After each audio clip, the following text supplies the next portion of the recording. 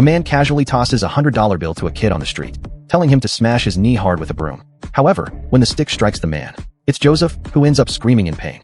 This is Dan's stand, the lovers. It works by infiltrating and attaching itself to the opponent's brain. Once Dan takes damage, the stand returns it to the opponent tenfold based on the severity of the injury. Dan simply moves his finger slightly, and one of Joseph's fingers starts moving uncontrollably. Jotaro is furious and immediately summons Star Platinum, ready to take this guy down. But he stops himself with a punch to the ground, because harming Dan would mean killing Joseph.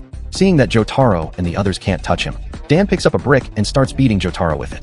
Jotaro can only endure the relentless assault, not daring to fight back. After Joseph and Kakyoin exchange glances, the two turn and run off, instructing Jotaro to keep Dan occupied. Dan isn't worried at all, because his stand's effective range extends hundreds of kilometers. Of course he's not concerned. Let Joseph run all he wants. Beating up Jotaro a bit is just normal fun.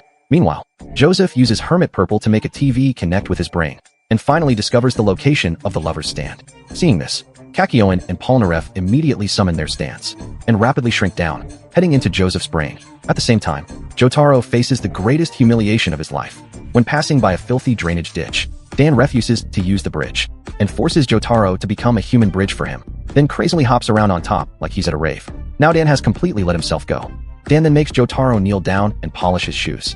Feeling absolutely thrilled, Dan delivers a flying kick right at Jotaro. But even so, the invincible Jotaro can only suppress his rage without speaking. Looking at Dan's smug expression, Jotaro's teeth are itching with hatred, so he records every humiliation Dan inflicts on him in his mental notebook. Seeing Jotaro still wants revenge, Dan backhands him with a slap. Dan continues to torment Jotaro, unaware that at the same time, on the other side, Kakyoin has found his stand. Hierophant Green immediately unleashes his ultimate attack. Emerald Splash directly hits the lover's main body, and Dan immediately suffers the damage. Jotaro now knows that Kakyoin has succeeded, knowing it can't beat Polnareff and the others. The lovers drills into Joseph's blood vessels, planning to escape. Joseph immediately activates his Hammond Overdrive, clearing out all of Dio's flesh buds. But the lovers takes the opportunity to escape, and flies toward Dan's direction.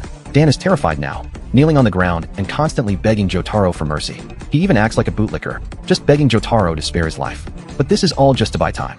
His stand, the lovers, is about to return. However, just as Dan's stand is about to drill into Jotaro's brain, Star Platinum suddenly appears.